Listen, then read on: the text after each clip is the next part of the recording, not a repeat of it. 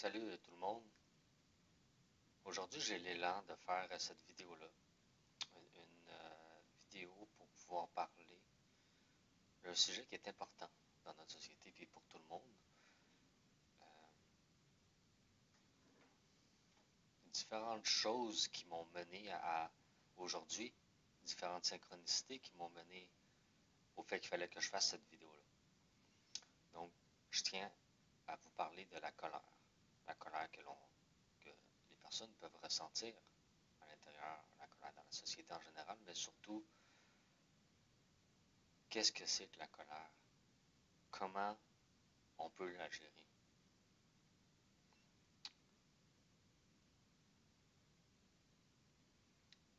En premier lieu, la colère,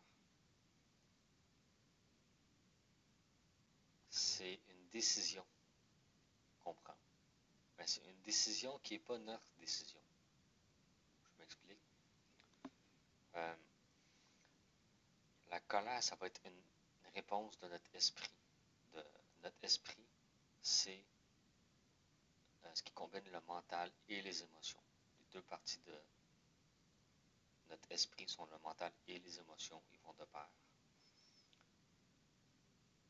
On va vivre une situation externe ou interne qui nous crée de la colère. Là, notre esprit va réagir à ça. Cette réaction-là, elle peut devenir incontrôlée si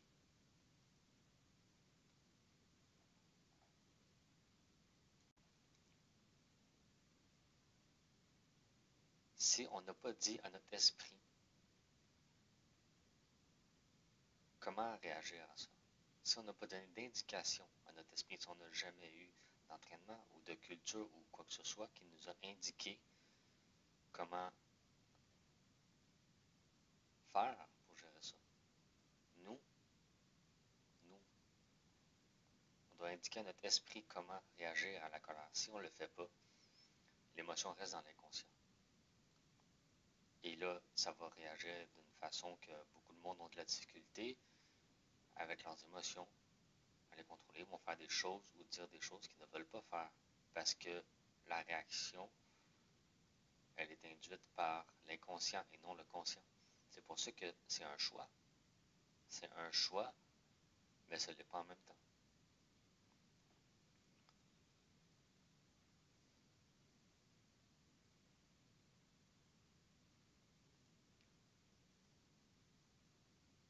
Quand vous êtes dans le trafic, là, vous vous faites couper par quelqu'un. Vous vous mettez en colère après cette personne-là.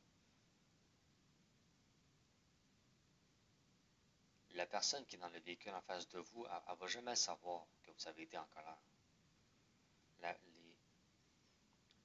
les scientifiques ont prouvé, maintenant avec des analyses sanguines, c'est prouvé que quand une personne est en colère, le sang devient empoisonné d'une certaine façon.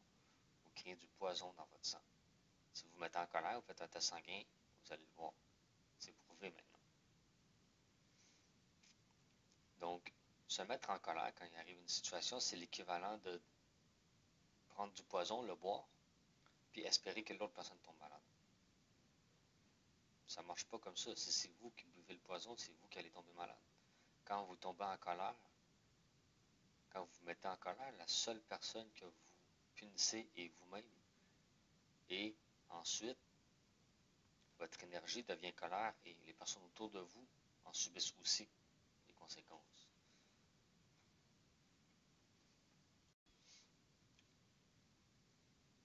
J'ai envie de vous proposer une petite expérience à faire. Euh, vous pourrez faire pause puis la refaire par vous-même ensuite. Prenez une bouteille d'eau, un verre d'eau, quelque chose qui est lourd, ok? Tenez-le comme ça ici, à bout de bras. Au début, c'est léger, on n'a pas de difficulté. Le plus qu'on attend,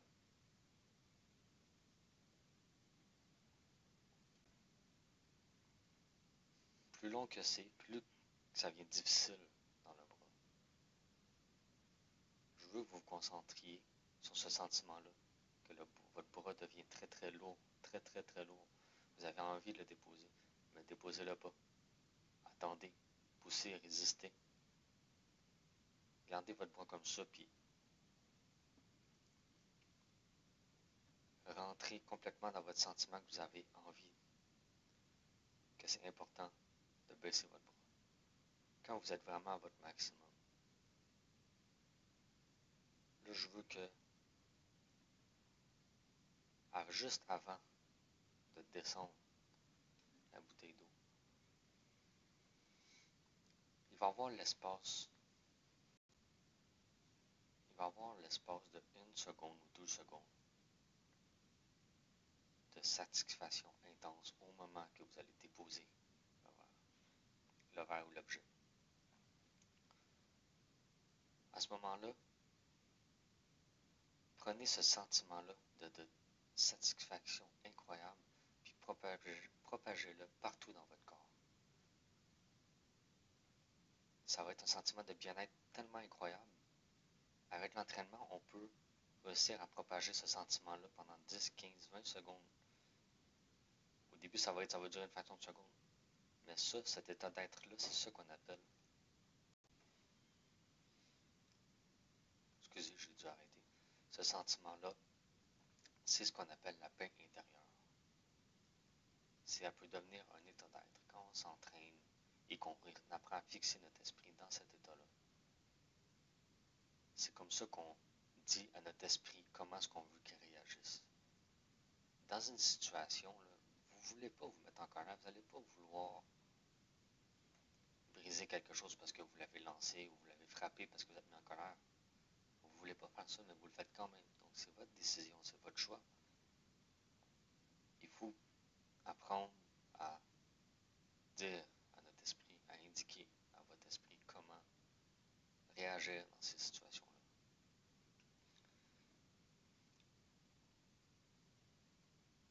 Parce qu'une fois qu'on est dans cet état-là de bien-être, mais c'est ça qui se dégage de nous, c'est ça qui sort de notre énergie. Les personnes autour de nous vont le vivre aussi autant qu'ils vont vivre notre colère. Pensez-vous que les personnes sont bien d'être avec vous quand vous êtes en colère? Non, non, c'est sûr que non. Si vous voulez que les personnes que vous aimez autour de vous soient bien, il faut que vous soyez bien en premier. Il faut que vous dégagiez ce sentiment-là de paisibilité. Sinon, tranquillement, les émotions de colère et les autres émotions négatives, ils amènent à perdre des choses dans la vie, perdre des personnes, perdre des objets, parce qu'on dit ou on fait des choses qui ne sont pas acceptables. À un moment donné, les personnes autour de nous se tannent et ils vont mettre fin à la relation, que ce soit amoureuse, amitié, familiale.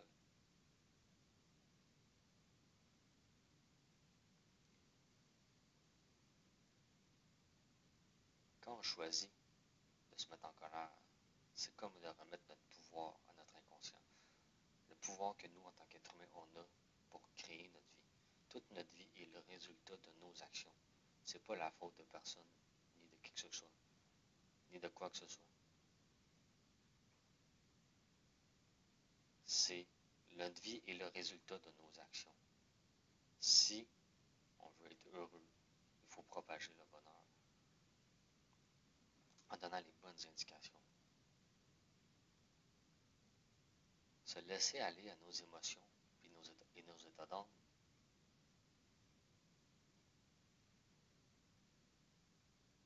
C'est comme devenir le spectateur de notre vie. Comme si on regardait un film. C'est plus nous qui choisissons, on ne décide pas. Vous faites juste réagir à tout ce qui se passe autour de vous sans aucun contrôle interne. Tout se passe à l'intérieur.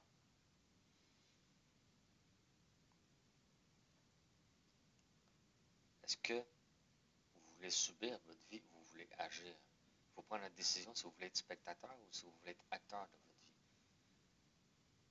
Si vous voulez être acteur de votre vie, si vous prenez cette décision-là, il faut faire le travail à l'intérieur de nous. Il faut faire le travail de travailler, d'indiquer à votre esprit comment vous voulez qu'il réagisse dans les différentes situations. Si vous voulez que les personnes autour de vous soient heureuses et bien en votre présence, il faut du moins avoir un effort, une volonté de cultiver cet état d'esprit-là de paix. Après ça, tout le monde le fait à sa façon, avec sa propre voix. Il y a plein de méthodes.